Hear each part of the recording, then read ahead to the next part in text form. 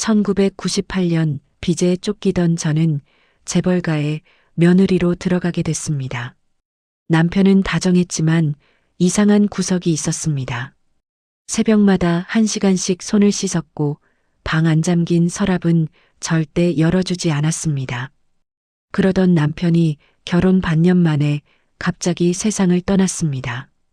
장례는 이상하리만큼 빠르게 끝났고 저는 남편의 마지막 얼굴조차 보지 못했습니다. 조문객 명단을 정리하다가 한 이름이 계속 눈에 밟혔습니다. 이채영. 여러 번 적혀 있는데 아무도 그 사람이 누군지 말해주지 않았습니다. 그날 밤 수상함에 본능적으로 차고를 뒤지던 중 피 묻은 장갑을 발견했습니다. 거기 붙은 병원 라벨의 날짜는 남편이 죽기 이틀 전이었습니다. 남편은 정말 그날 죽은 걸까요? 명단 속 여자는 정체는 무엇일까요? 이 집안은 대체 무엇을 숨기고 있는 걸까요? 본격적인 이야기를 시작하기 전에 잠시 제 마음을 전하고 싶습니다. 구독과 좋아요는 제게 정말 큰 힘이 됩니다. 지금 어디서 시청하고 계신지 댓글로 남겨주시면 답글로 인사드리겠습니다. 1998년 초겨울 IMF 한파가 서울 강남의 고급 주택가까지 스며들던 때였습니다. 거리마다 폐업 현수막이 걸리고 사람들의 어깨가 움츠러들던 그 시절 28살 한설이는 낯선 저택의 문턱을 넘었습니다.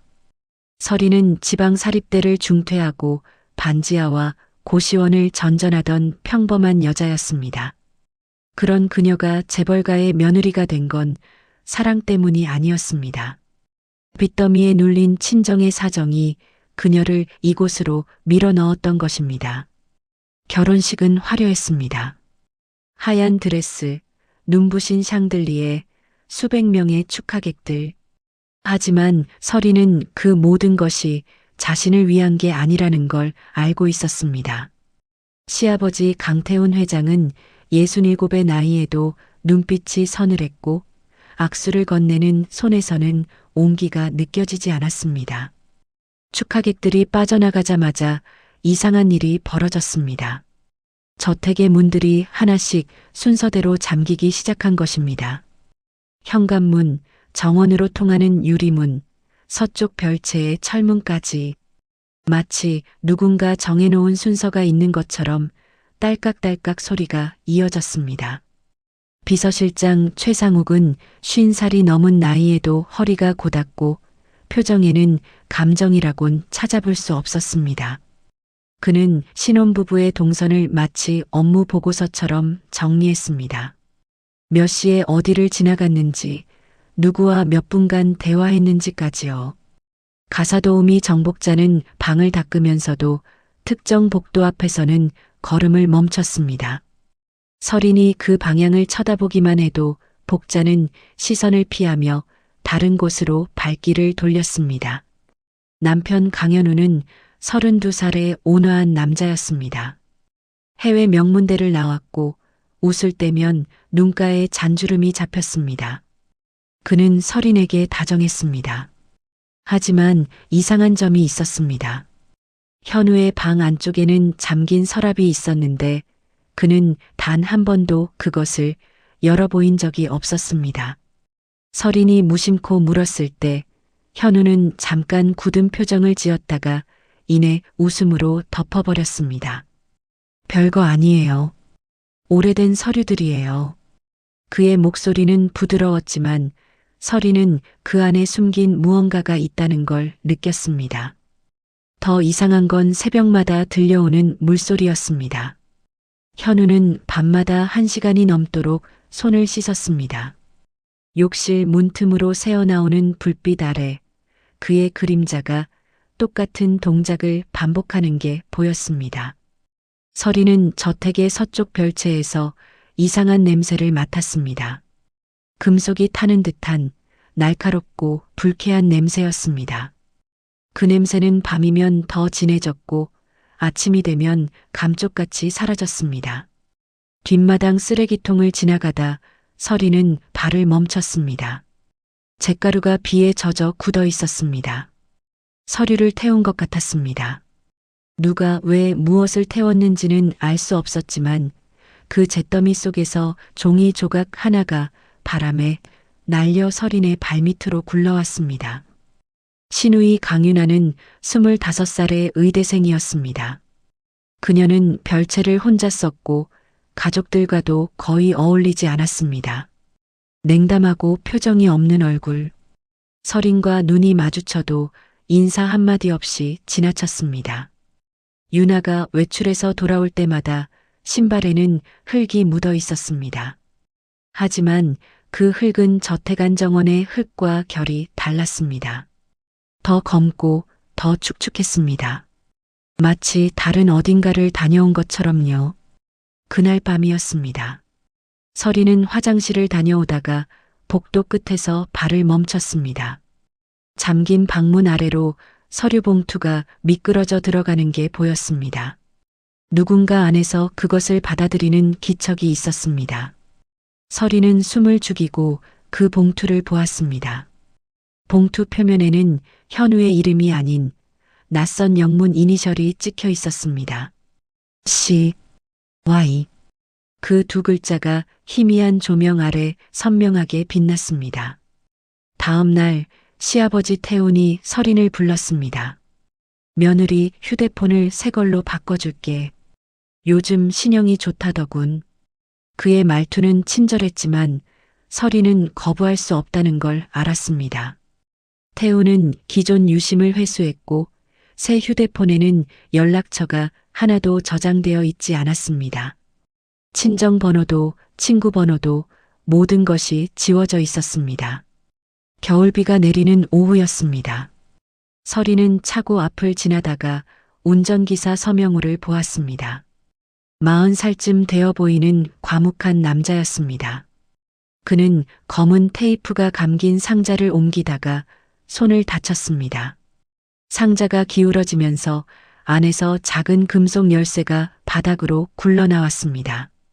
명우는 황급히 그것을 집으려 했지만 서린이 먼저 손을 뻗었습니다. 제가 드릴게요. 서린은 열쇠를 집어들었습니다. 낡고 작은 열쇠였습니다. 어디에 쓰는 건지 알 수 없었지만 그 순간 명우의 눈빛이 흔들리는 게 보였습니다. 감사합니다, 마님. 명우는 고개를 숙였지만 그의 목소리에는 미세한 떨림이 있었습니다.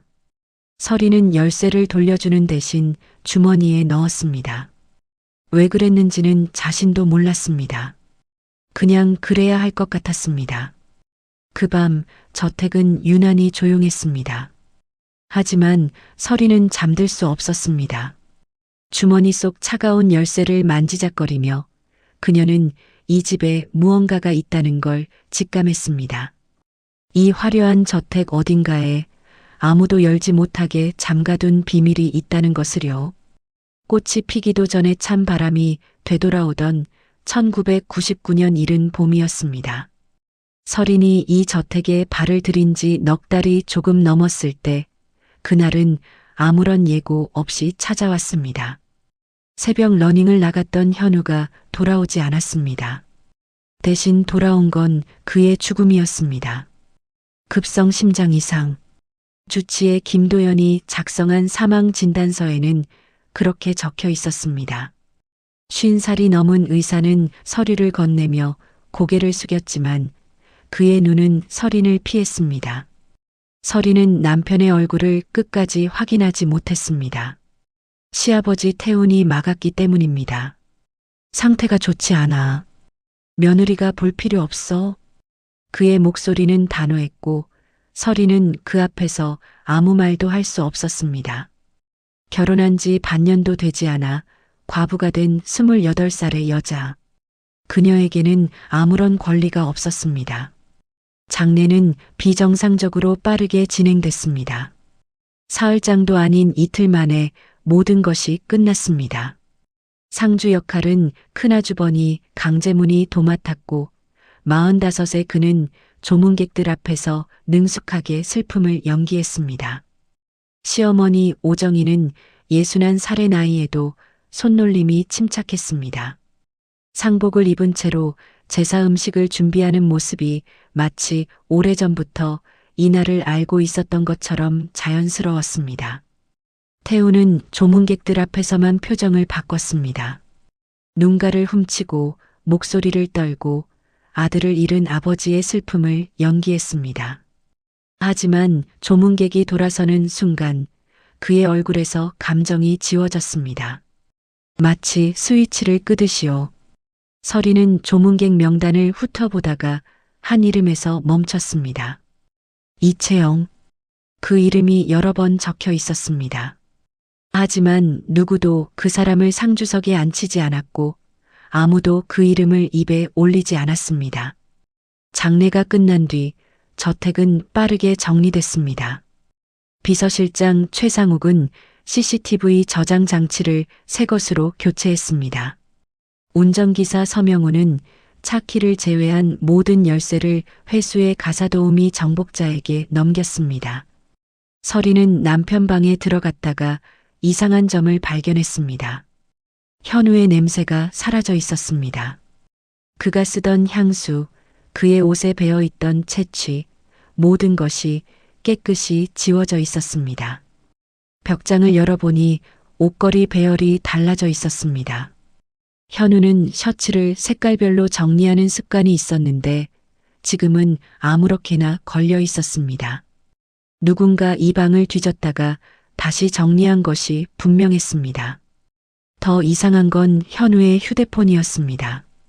분실로 처리됐다고 들었는데 저택 안 어딘가에서 진동 소리가 간헐적으로 들렸습니다. 밤이면 더 선명하게요. 서리는 그 소리를 따라가 보려 했지만 매번 소리가 멈추는 곳에는 잠긴 문이 있었습니다. 그 무렵부터 시어머니의 행동이 달라졌습니다. 정희는 새벽마다 절에 다녀온다며 사라졌습니다. 하지만 서린이 들은 건 차 소리가 아니라 발자국 소리였습니다. 정희는 차를 타지 않고 어딘가로 걸어갔다가 돌아왔습니다. 신우이 유나는 학교를 핑계로 집을 비우는 시간이 늘었습니다. 25의 의대생이 수업이 없는 날에도 아침 일찍 나갔다가 밤늦게 돌아왔습니다. 그녀의 가방에서는 소독약 냄새가 났지만 병원 실습이 있다는 말은 한 번도 하지 않았습니다. 마당 한쪽에서는 낯선 인부들이 땅을 파고 있었습니다. 조경사가 아니었습니다. 그들은 흙을 갈아엎고 그 자리에 커다란 돌을 놓았습니다. 정원을 꾸미는 것 치고는 너무 깊이 팠고 너무 서둘렀습니다. 서리는 슬펐습니다. 남편을 잃은 슬픔은 진짜였습니다. 하지만 그보다 더 그녀를 짓누르는 건 다른 감정이었습니다. 이 집안이 슬픔을 정리하는 속도가 너무 빨랐습니다. 마치 오래전부터 준비해온 것처럼 모든 것이 톱니바퀴처럼 맞물려 돌아갔습니다. 봄비가 내리던 밤이었습니다. 서리는 잠을 이루지 못하고 저택 안을 걸었습니다. 발길이 닿은 곳은 차고였습니다. 구석에 놓인 쓰레기통 옆에서 서리는 무언가를 발견했습니다. 장갑 한 짝, 흰색 고무장갑이었는데 손가락 끝에 검붉은 얼룩이 묻어 있었습니다. 피었습니다. 서리는 떨리는 손으로 장갑을 뒤집었습니다. 안감에 작은 라벨이 붙어 있었습니다. 병원 라벨이었습니다. 날짜가 적혀 있었습니다. 그 날짜는 현우가 사망했다고 통보받은 날보다 이틀 앞서 있었습니다. 서린의 심장이 멈추는 것 같았습니다. 이틀 전이라면 현우는 그때 이미 병원에 있었다는 뜻이었습니다. 새벽 러닝 중 갑자기 쓰러졌다는 이야기와는 맞지 않았습니다. 누군가 거짓말을 하고 있었습니다. 이 집 전체가 무언가를 숨기고 있었습니다. 서리는 장갑을 치마 속에 감췄습니다. 그리고 빗소리에 묻혀 방으로 돌아왔습니다. 그녀의 손은 여전히 떨리고 있었지만 눈빛은 달라져 있었습니다. 더 이상 우는 것만으로는 안 된다는 걸 깨달은 밤이었습니다. 장마가 오기 전 공기가 눅눅하게 달라지던 2000년 여름 초입이었습니다. 설인이 과부가 된 지 1년이 조금 넘은 때 시아버지 태훈이 가족회의를 소집했습니다. 거실 중앙에 설인이 섰습니다. 소파에는 태훈과 정희, 큰아주버니 재문, 시누이 유나가 둘러앉았고 비서실장 최상욱이 문 앞에 서 있었습니다. 마치 재판정 같았습니다. 태훈이 서류 한 장을 내밀었습니다. 며느리, 이건 앞으로 내가 지켜야 할 규칙이야. 설이는 떨리는 손으로 그 문서를 받아들었습니다. 항목이 빼곡하게 적혀 있었습니다. 재가 금지, 외부 접촉 제한, 언론 노출 금지, 집안 행사 참석 의무, 재산 포기 조건, 마지막 줄에는 이렇게 적혀 있었습니다. 본 조건에 동의하지 않을 경우 친정의 채무 문제를 재검토함. 설인의 얼굴이 창백해졌습니다. 친정 빚은 이미 청산된 줄 알았습니다. 하지만 그건 착각이었습니다. 이 집안은 설인의 목줄을 여전히 쥐고 있었던 것입니다. 서명해. 태훈의 목소리는 명령이었습니다. 설인은 펜을 들었습니다. 손끝이 떨렸지만 거부할 수 없었습니다. 서명하는 순간 그녀는 이 저택에 완전히 갇히게 된다는 걸 알았습니다. 그날 저녁 최상욱이 서류를 정리하고 있었습니다. 설이는 차를 가져다 드린다는 핑계로 그의 방에 들어갔습니다. 상욱이 잠시 자리를 비운 사이 설인의 눈이 책상 위 봉투 하나에 닿았습니다. 봉투 속에서 비어져 나온 종이 사망 확인서였습니다. 그런데 이상했습니다. 같은 양식의 서류가 2장이었습니다. 하나는 강현우의 이름, 다른 하나도 강현우라는 이름이었지만 주민번호 끝자리가 달랐습니다. 설인의 심장이 멈추는 것 같았습니다. 같은 이름, 다른 번호. 이건 무슨 의미일까요? 남편이 2명이었다는 뜻일까요? 아니면 한 사람이 2번 죽었다는 뜻일까요? 발소리가 들렸습니다. 설이는 황급히 봉투를 제자리에 놓고 방을 나왔습니다.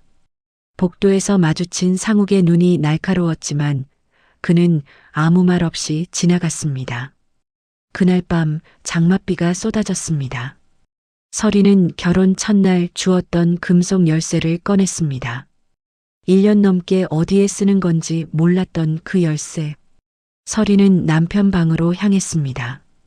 현우의 방은 텅 비어 있었지만 잠긴 서랍은 그대로였습니다. 설이는 열쇠를 넣었습니다. 딸깍 맞았습니다. 서랍 안에는 여러 가지가 들어 있었습니다. 오래된 선불폰 하나, 병원 영수증 묶음, 그리고 같은 날짜에 서로 다른 이름으로 발급된 약봉지들. 약봉지 중 하나에 적힌 이름을 보는 순간 설이는 숨이 막혔습니다. 이채영.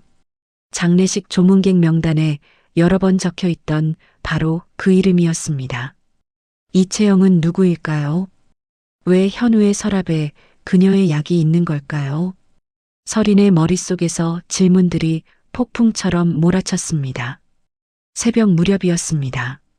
설인이 막 잠들려는 순간 방문 손잡이가 천천히 돌아가는 소리가 들렸습니다. 설인은 숨을 죽였습니다. 문틈으로 그림자가 보였습니다. 누군가 오랫동안 서서 안을 살피다가 소리 없이 사라졌습니다. 아침이 되자 가사도우미 정복자가 설인의 방에 들어왔습니다. 쓰레기를 치운다며 구석구석을 뒤졌습니다. 설인이 밤새 숨겨두었던 봉투가 사라진 것을 발견한 건 복자가 나간 뒤였습니다. 설인은 아무렇지 않은 척했지만 속으로는 소름이 돋았습니다. 며칠 후 운전기사 명우가 차를 대기시키며 이상한 행동을 했습니다. 평소 가던 길이 아니라 저택 뒤쪽을 크게 돌아가는 경로를 택한 것입니다. 명우 씨, 왜 이쪽으로 가요? 길이 막혀서요, 마님. 하지만 길은 막혀 있지 않았습니다. 설이는 창밖을 바라보다가 무언가를 발견했습니다. 언덕 위에 작은 묘석이 하나 있었습니다. 흙이 새로 덮여 있었고 주변에 잡초가 없는 것으로 보아 최근에 손질한 것 같았습니다. 묘석에 새겨진 글자가 희미하게 보였습니다. 현우의 이름이 아니었습니다. 채영. 두 글자가 지워진 흔적 위로 겨우 남아 있었습니다. 설인의 가슴이 쿵 내려앉았습니다. 이채영. 그 이름이 묘석에 있었습니다. 그녀는 죽은 사람이었습니다. 그것도 이 집안과 관련된 죽음이었습니다. 차가 저택에 도착했을 때 설이는 깨달았습니다. 이 집은 과부에게 절개를 요구하는 곳이 아니었습니다. 이 집은 죽음의 기록을 관리하는 곳이었습니다. 누가 죽었는지, 어떻게 죽었는지 그 모든 것을 통제하고 지우는 곳. 그리고 자신은 그 기록의 일부가 되어가고 있었습니다. 설이는 차에서 내리며 결심했습니다. 더 이상 끌려다니지 않겠다고. 이 집이 숨기는 것이 무엇인지, 이채영이 누구인지 반드시 알아내겠다고. 장맛비가 그친 하늘 아래 설인의 눈빛이 달라져 있었습니다. 낙엽이 빗물에 눌어붙어 발자국 소리가 죽던 2003년 늦가을이었습니다. 설인이 이 저택에 갇힌 지 5해가 넘었습니다. 33살이 된 그녀는 겉으로는 순종적인 과부였지만 속으로는 완전히 다른 사람이 되어 있었습니다. 설인은 저택의 규칙을 철저히 따르는 척하면서 내부를 관찰하기 시작했습니다. 밤마다 이동하는 사람들의 동선을 머릿속에 지도로 그렸습니다. 누가 몇 시에 어디로 가는지, 어떤 방에 불이 켜지고 꺼지는지 모든 것을 기록했습니다. 시어머니 정희의 행동이 달라졌습니다. 새벽에 절로 다닌다던 그녀가 어느 날부터 저택 서고로 향하기 시작했습니다. 64살의 정희는 서고에서 1시간이 넘도록 머물렀고 나올 때면 표정이 굳어 있었습니다. 시누이 유나는 28이 되었지만 여전히 냉담했습니다. 학교가 끝나면 곧장 별채로 들어가 문을 잠갔습니다. 그녀의 방에서는 가끔 기계 돌아가는 소리가 들렸습니다. 설이는 그게 무슨 소리인지 알 수 없었습니다. 비서실장 최상욱은 매달 특정 날짜에만 외부 방문객을 받았습니다.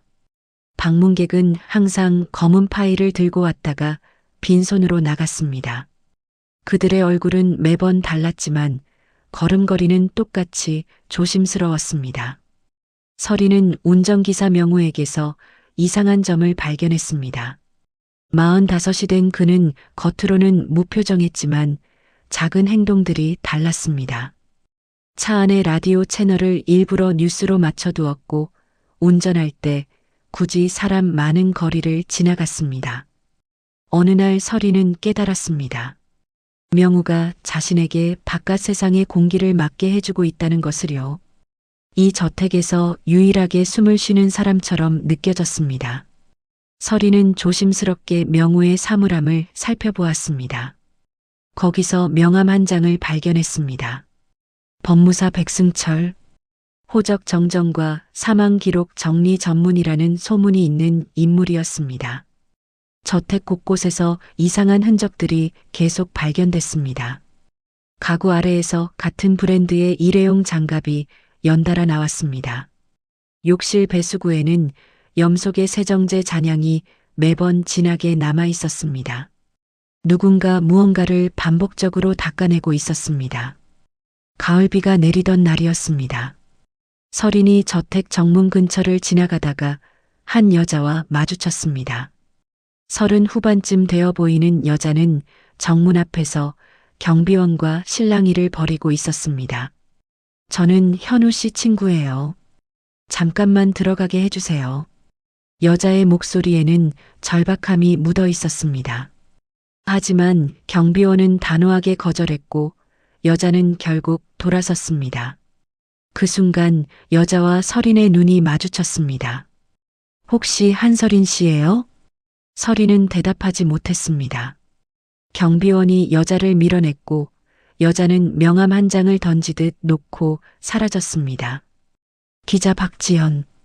프리랜서라고 적혀 있었습니다. 그날 밤 서리는 저택 서고에 몰래 들어갔습니다. 정희가 매일 들르는 곳이 궁금했습니다. 먼지 쌓인 책들 사이에서 오래된 파일 하나를 찾았습니다. 가계도였습니다. 서리는 손전등 불빛 아래에서 가계도를 살폈습니다. 태훈과 정희 아래로 재문, 현우, 유나의 이름이 적혀 있었습니다. 그런데 이상한 점이 있었습니다. 현우의 이름 옆에 첫째 며느리라는 항목이 있었습니다. 하지만 그 칸은 비어 있었습니다. 자세히 보니 지워진 글씨 위에 여러 번 덧칠한 자국이 있었습니다. 누군가 이름을 지웠습니다. 서린의 손이 떨렸습니다. 자신이 첫 번째 며느리가 아니었습니다. 이채영. 그 이름이 여기에 있었던 것입니다. 그녀는 삭제된 존재였습니다. 서고를 나오려는 순간 복도에서 발소리가 들렸습니다. 서리는 숨을 죽이고 책장 뒤에 몸을 숨겼습니다. 유나였습니다. 유나는 서고의 다른 쪽 선반에서 무언가를 꺼내 가방에 넣었습니다. 그녀의 표정은 차갑고 무감각했습니다. 며칠 후 서리는 자신을 둘러싼 감시가 더 노골적으로 바뀐 것을 느꼈습니다. 방 창문 잠금 장치가 새 것으로 교체됐습니다. 저택 출입문 비밀번호가 바뀌었고 아무도 새 번호를 알려주지 않았습니다. 가사도우미 정복자는 서린의 약을 매 끼니마다 확인했습니다. 주치의 김도연이 처방한 수면제와 안정제였습니다. 서린은 약을 삼키는 척하고 숨겨두었습니다. 일주일 후 서린은 숨겨둔 약의 성분을 확인했습니다. 김도연이 적어둔 처방 내역과 실제 약이 달랐습니다. 처방전에는 가벼운 수면 유도제라고 적혀 있었지만 실제 약에는 기억력과 판단력에 영향을 주는 성분이 섞여 있었습니다. 서리는 온몸에 소름이 돋았습니다. 이 집안은 자신의 몸까지 통제하고 있었습니다. 잠을 재우고 기억을 흐리게 만들고 스스로 생각하지 못하게 만드는 것이었습니다. 늦가을이 깊어질수록 서린의 마음은 단단해졌습니다. 이 집에서 살아남으려면 슬퍼하는 과부 노릇만 해서는 안 됐습니다. 흔적을 남기는 생존자가 되어야 했습니다. 서린은 기자 박지연의 명함을 꺼내 보았습니다. 아직 연락할 때는 아니었습니다. 하지만 언젠가 이 명함이 자신을 구해줄 수도 있다는 생각이 들었습니다. 낙엽이 떨어지는 창밖을 바라보며 서린은 혼자 중얼거렸습니다. 기다려. 반드시 진실을 찾아낼 거야. 폭염이 이어져 밤에도 열기가 가시지 않던 2008년 한여름이었습니다. 서린은 38살이 되었고 저택에 갇힌 지 열해가 넘었습니다. 그동안 그녀는 조용히 준비해 왔습니다. 서린은 숨겨둔 선불폰으로 외부에 신호를 보내기 시작했습니다. 법무사 백승철에게 연락을 취했습니다.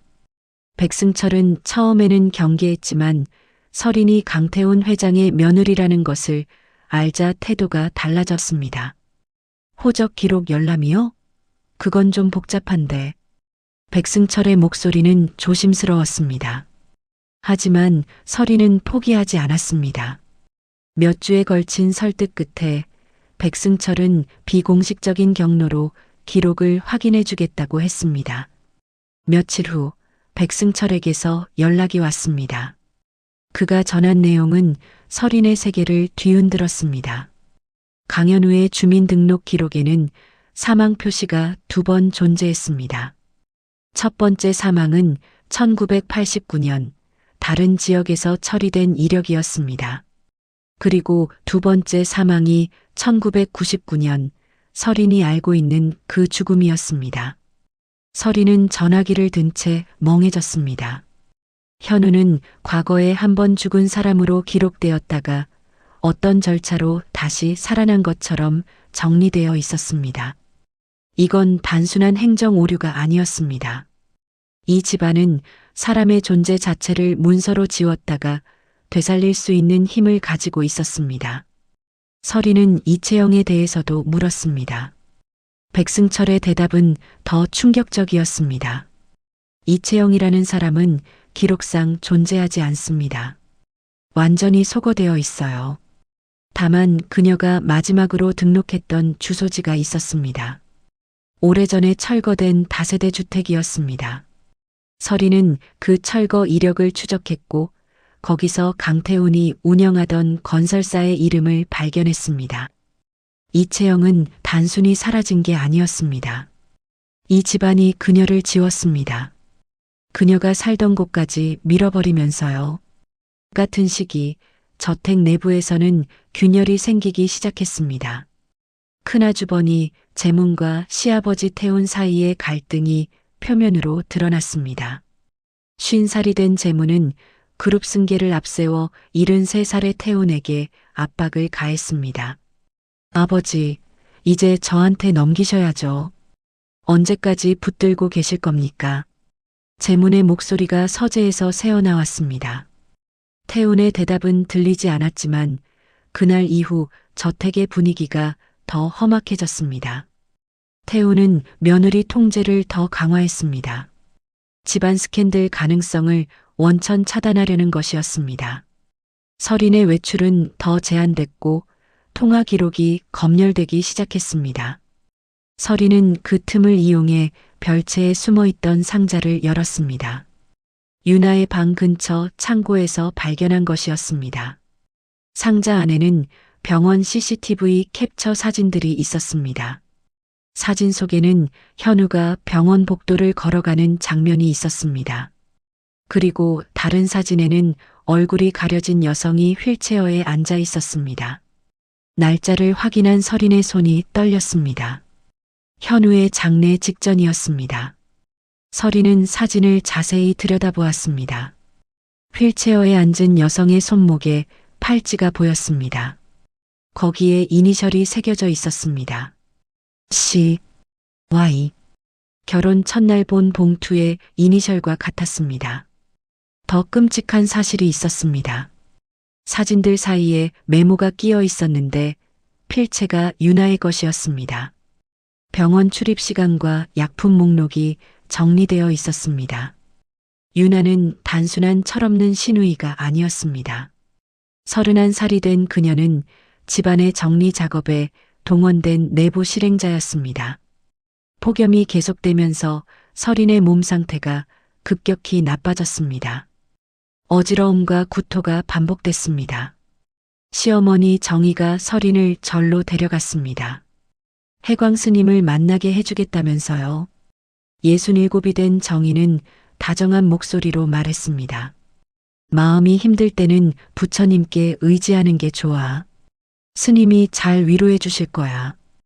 해광 스님은 온화한 얼굴로 서린의 이야기를 들었습니다. 하지만 서린은 이상한 느낌을 받았습니다. 스님이 묻는 질문들이 너무 구체적이었습니다. 최근에 누구를 만났는지, 무슨 생각을 하는지, 밤에 잠은 잘 자는지. 절에서 돌아온 후 서린은 깨달았습니다. 그 만남은 위로가 아니었습니다. 자신의 행적을 기록하는 또 하나의 통로였습니다. 이 집안은 가족, 병원, 종교, 법물을 한 줄로 연결해 사람을 관리하고 있었습니다. 서린은 그 구조 안에 완전히 갇혀 있었습니다. 여름이 끝나갈 무렵 서린은 끔찍한 결론에 도달했습니다. 자신은 며느리가 아니었습니다. 삭제된 첫 번째 며느리 이채영의 공백을 덮기 위해 끌려온 대체품이었습니다. 이 집안은 처음부터 서린이라는 사람이 필요했던 게 아니었습니다. 빈자리를 채울 누군가가 필요했을 뿐이었습니다. 열대야가 계속되는 밤, 서린은 창문 너머 검은 하늘을 바라보았습니다. 분노가 슬픔을 덮어가고 있었습니다. 이제는 알았습니다. 왜 자신이 여기에 있는지, 그리고 왜 이 집안이 자신을 놓아주지 않는지. 서린은 이를 악물었습니다. 대체품으로 끌려왔다면 대체품답게 사라질 생각은 없었습니다. 미세먼지가 하늘을 뿌옇게 덮어 계절감마저 흐려지던 2016년 초봄이었습니다. 서리는 46이 되었고 저택에 갇힌 지 18해가 지났습니다. 이제 더 이상 혼자 움직일 수 없다는 걸 깨달았습니다. 서리는 운전기사 명우와 비밀스럽게 탈출 계획을 세우기 시작했습니다. 53살이 된 명우는 여전히 과묵했지만 그의 눈빛에는 오래된 죄책감이 서려 있었습니다. 마님, 자료를 한 곳에 모아야 합니다. 흩어져 있으면 증거로 쓸 수 없어요. 명우의 목소리는 낮았지만 단호했습니다. 그는 법무사 백승철을 우회 경로로 끌어들이려 했습니다. 백승철이 가진 호적 정리 네트워크를 역으로 이용하자는 것이었습니다.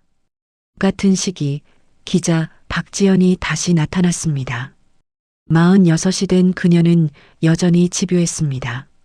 그룹 승계 비리와 관련해 태훈을 취재하고 있다는 소문이 저택까지 흘러들어왔습니다. 서리는 생각했습니다. 지연에게 자료를 넘길 수만 있다면 자신이 살아남을 가능성이 생긴다고요. 하지만 저택은 이미 서린의 움직임을 읽고 있었습니다. 비서실장 최상욱이 차량 블랙박스를 새 것으로 교체했습니다. 63살이 된 그는 여전히 감정 없는 얼굴로 모든 것을 기록했습니다. 가사도우미 정복자는 서린의 방에 공기청정기를 들여놓았는데 거기에 CCTV 기능이 숨겨져 있었습니다. 주치의 김도연은 처방을 바꿨습니다. 65의 의사는 서린의 판단력을 흐리게 만드는 약을 계속 넣었습니다. 서린은 숨겨둔 약 성분표로 그 사실을 확인했습니다. 이제는 약을 먹는 척하는 것도 위험해졌습니다. 봄비가 내리던 날이었습니다. 서린은 저택 서고 깊숙한 곳에서 낡은 노트 한 권을 발견했습니다. 이채영이 남긴 것으로 추정되는 일기였습니다. 일기의 대부분은 물에 젖어 읽을 수 없었습니다. 하지만 몇 줄이 남아 있었습니다. 같은 문장이 반복되어 있었습니다. 죽음은 한 번만 오지 않았다. 서린의 손이 떨렸습니다. 이 문장이 현우의 이중 사망 기록과 연결된다는 확신이 들었습니다. 이채영은 무언가를 알고 있었습니다. 그리고 그것 때문에 사라졌습니다. 계획은 예상치 못한 변수로 흔들리기 시작했습니다. 큰아주버니 재문이 갑자기 유나를 해외로 보내려 했습니다. 58살이 된 재문은 무언가를 정리하려는 듯 서둘렀습니다. 유나는 출국 전날 밤 별채에서 불에 탄 문서 뭉치를 들고 나왔습니다. 39이 된 그녀의 얼굴은 여전히 무표정했지만 손끝이 미세하게 떨리고 있었습니다. 명우는 그 문서 일부를 빼돌렸습니다. 하지만 그 과정에서 저택 경비가 강화됐고 명우의 출입 권한이 제한됐습니다. 이제 명우는 저택 안으로 들어올 수 없게 됐습니다. 서리는 저택 밖으로 나가는 유일한 통로가 무엇인지 떠올렸습니다. 장례식과 병원, 그 두 가지뿐이었습니다. 서리는 스스로 병원 이송을 유도하기로 했습니다. 며칠 동안 음식을 거의 먹지 않았습니다. 일부러 어지러운 척했고 쓰러지는 연기를 했습니다. 정희가 놀라서 병원에 데려가라고 지시했습니다. 하지만 병원으로 향하던 차가 예기치 않게 다른 진료소로 우회했습니다. 낯선 건물이었습니다. 간판도 작고 주변에 사람도 없었습니다. 차에서 내린 서리는 얼어붙었습니다. 진료소 앞에 검은 양복을 입은 남자들이 대기하고 있었습니다. 태훈의 측근들이었습니다. 누군가가 내부 계획을 미리 알고 있었습니다. 서리는 명우조차 완전히 믿을 수 없다는 의심이 스쳐 지나갔습니다. 아니면 다른 누군가가 정보를 흘렸을 수도 있었습니다. 진료소 안에서 서리는 강제로 검진을 받았습니다. 의사는 김도연이 아니었지만 그와 같은 눈빛을 가진 사람이었습니다. 차갑고 감정이 없고 지시에 따르는 눈. 저택으로 돌아온 서리는 방에 갇혔습니다. 창문에는 새 잠금 장치가 달렸고 문 앞에는 경비원이 서 있었습니다.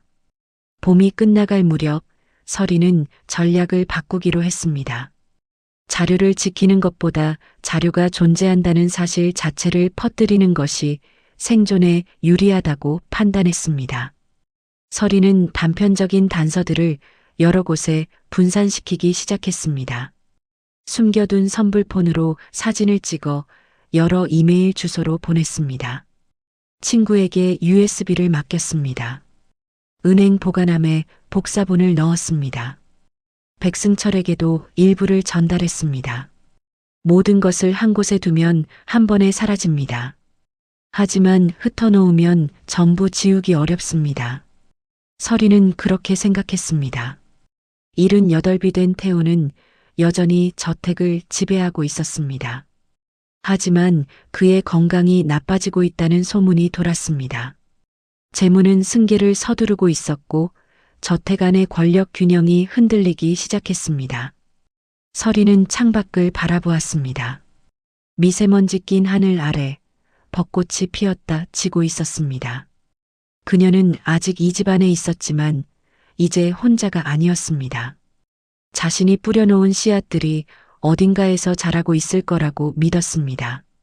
그 선택이 곧 모든 것을 바꿀 도화선이 될 줄은 그때는 미처 몰랐습니다. 폭우가 도시를 잠기게 하고 사람들의 기억마저 씻어내리던 2021년 늦여름이었습니다. 서린은 51살이 되었고 23해 만에 저택에서 나왔습니다. 쫓겨나듯 나온 것이었습니다. 공식적으로는 상속 포기와 합의가 완료된 것으로 처리됐습니다. 서린은 아무것도 가져가지 못했습니다. 옷가지 몇 벌과 텅 빈 통장뿐이었습니다. 운전기사 명우는 모든 과정에서 사라졌습니다. 언론에는 짧은 단신이 떴습니다. 전직 운전기사 서명우 씨가 횡령과 협박 혐의로 수배되었다는 내용이었습니다. 60살의 그는 모든 죄를 뒤집어쓰고 어둠 속으로 사라진 것이었습니다. 기자 박지연은 한동안 태훈을 압박하는 기사를 냈습니다. 하지만 어느 순간 취재가 중단됐고 그 이후로 연락이 끊겼습니다. 51살의 그녀에게 무슨 일이 있었는지는 아무도 몰랐습니다. 서린은 작은 원룸에 자리를 잡았습니다. 스스로를 살렸다고 믿었습니다. 23년의 감옥에서 벗어났다고 생각했습니다. 하지만 시간이 지나면서 이상한 일이 벌어지기 시작했습니다. 기억에 공백이 생겼습니다. 어제 무엇을 했는지 떠올리기 어려웠고 어떤 날은 아침부터 저녁까지가 통째로 사라져 있었습니다. 폭우가 쏟아지는 밤마다 이상한 것이 떠올랐습니다. 현우의 방에서 맡았던 금속 냄새, 새벽마다 들리던 물소리, 그리고 이채영이라는 이름을 떠올리려 하면 머리가 멍해졌습니다. 마치 누군가 그 기억을 지우개로 문질러 놓은 것처럼요. 서린은 자신이 분산시켰다고 믿었던 자료들을 확인하러 갔습니다. 은행 보관함은 계약 해지로 비워져 있었습니다. 서린은 해지한 적이 없었습니다. 하지만 서류에는 본인 서명이 있었습니다. 친구에게 맡긴 USB는 포맷된 상태로 돌아왔습니다. 친구는 미안하다고 했습니다. 누가 찾아와서 협박했다고요. 무서워서 어쩔 수 없었다고요. 법무사 백승철은 돌연 폐업 신고를 했습니다. 사무실은 텅 비어 있었고 연락처는 없는 번호로 바뀌어 있었습니다. 모든 것이 사라졌습니다. 서린이 23년 동안 모은 증거들이 흩어놓았던 씨앗들이 전부 누군가의 손에 의해 걷어진 것이었습니다.